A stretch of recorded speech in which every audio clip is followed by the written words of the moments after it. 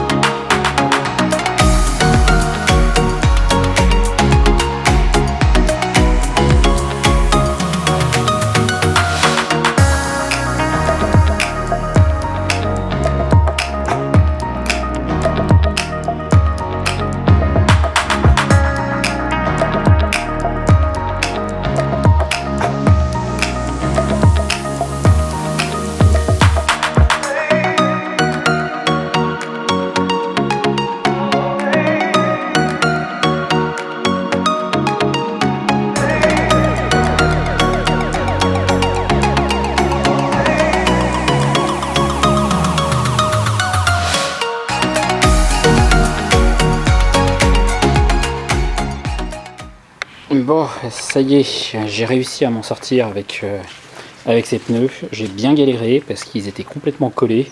Les vis étaient serrées, mais il m'a fallu beaucoup de force pour y arriver. J'ai une autre hernie qui est apparue ici. Est-ce qu'on va le voir? Non, tu veux pas faire la mise au point? Même manuel.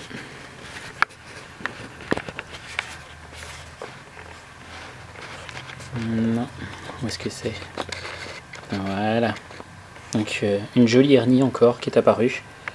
Donc ça va leur faire du bien de les changer celle-là. Du coup, ici, il reste pas mal de boulot. Est-ce que j'ai assez d'éclairage encore? Ici, c'est tout dégueulasse. Toute la zone ici est complètement rouillée. Il va y avoir énormément de travail, je pense, de nettoyage. Pareil ici, de ce côté-là, c'est dans un état. Je sens qu'il va y avoir du boulot, mais c'est pas la priorité. En attendant, en impression 3D, j'ai madame qui m'a proposé des choses très intéressantes. On a fait des petits capots ici, directement en TPU, qui va permettre de venir protéger ici. Je remettrai les vis et comme ça on gardera l'étanchéité le temps qu'on fera les travaux. Donc ça va être quelque chose quand même de bien pratique. Voilà, donc je continue le démontage, si j'y arrive, du pare-choc avant. Et on se retrouve juste après.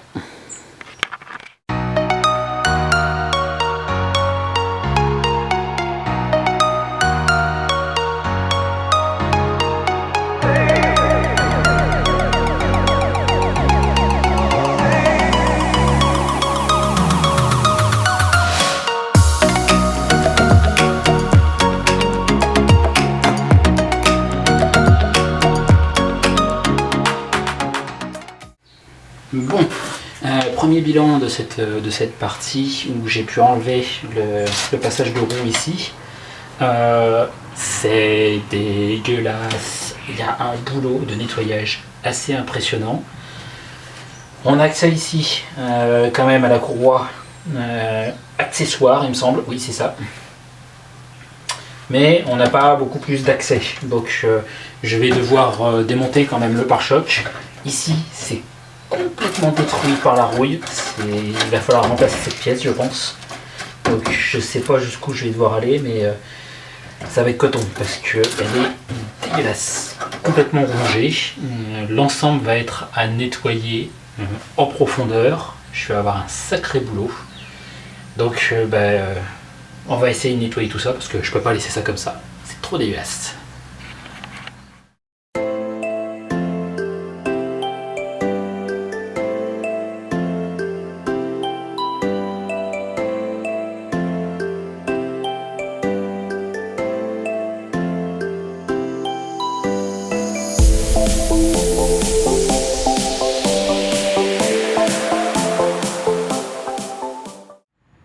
Bon, dans la loi des séries, après la carte mémoire pleine, j'appelle la batterie vide. Donc je repasse sur le téléphone. J'ai réussi, Orcam, à défaire les 3 vis ici qui tiennent cette partie du pare-choc. Donc cette partie est libre. Par contre, ici, donc comme je disais en bas, on est dans un état assez catastrophique de rouille extrêmement avancée. Donc là je vais être obligé de tout arracher parce que ma vis qui est en dessous là n'arrive plus à se défaire parce que tout est pris dans la rouille. Donc je sens que cette pièce là, il va falloir voir pour la changer. Ça m'a l'air d'être fixé ici quelque part par là. Donc on a une prise, oh quoique même pas, si ça se trouve c'est soudé, va falloir voir. En tout cas ça sent bon la rouille là-dedans, il va y avoir de quoi faire. Comme on disait ici, on a l'accès à notre courroie accessoire ici. C'est un tout petit accès, mais je pense que ça va être suffisant pour la changer. C'est vraiment pas évident comme accès. Par contre, en haut, ça doit être, je pense, le cheminement de la courroie qui a été dessiné directement sur le... C'est rigolo, on nettoiera tout ça. Donc je vais faire hors caméra l'autre côté, et puis après, comme ça, on va pouvoir faire tomber le pare-choc. Bon, et bien voilà, le pare-choc est tombé, ça y est, après un petit peu d'acharnement, puisque comme on l'a vu tout à l'heure, de chaque côté ici, on est complètement pourri, donc je l'ai complètement à l'arraché à la cisaille, et puis c'est tombé tout seul du coup. Voilà, donc maintenant on va pouvoir démonter les phares, c'est parti.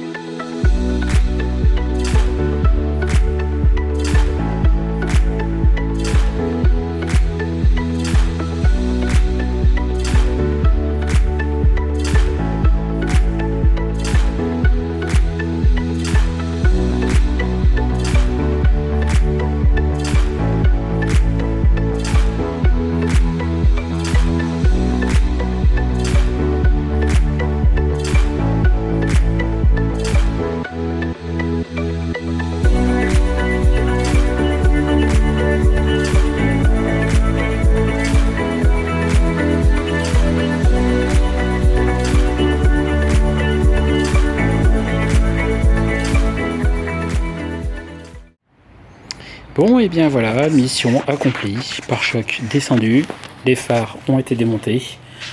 Alors, état des lieux, c'est plutôt correct, il y a beaucoup de l'araignée, mais bon, ça, forcément. On a ici l'arrivée d'air, qui va dans la boîte à air, qu'il faudra remplacer parce qu'elle est cassée. Donc ici, on a en bas nos points qui sont complètement rouillés, qu'il faudra changer. Pour le reste, on a tout ce qui concerne la clim et la ventilation, les radiateurs, qui me semblent à première vue en plutôt bon état. Je ne sais pas trop ce que ça veut dire, mais pour l'instant ils m'ont l'air plutôt ok, on verra ça. On a ici la prise pour l'anneau de remorquage, mais sinon globalement on est plutôt pas mal. Donc prochaine étape, j'aimerais voir pour enlever l'aile, pour pouvoir avoir accès à tout sur le côté. Il semblerait que au niveau fixation, que je reprenne mon éclairage. Au niveau fixation, ça se passe ici, à ce niveau-là, on a la patte, je vise bien, voilà. À cet endroit-là, on aurait une patte à défaire, là, qui tient le support ici. On aurait vraisemblablement toutes des fixations ici sur le dessus à enlever. On va essayer de démonter ça et puis on va voir ce qui reste, ce qu'il y a besoin de faire. C'est parti!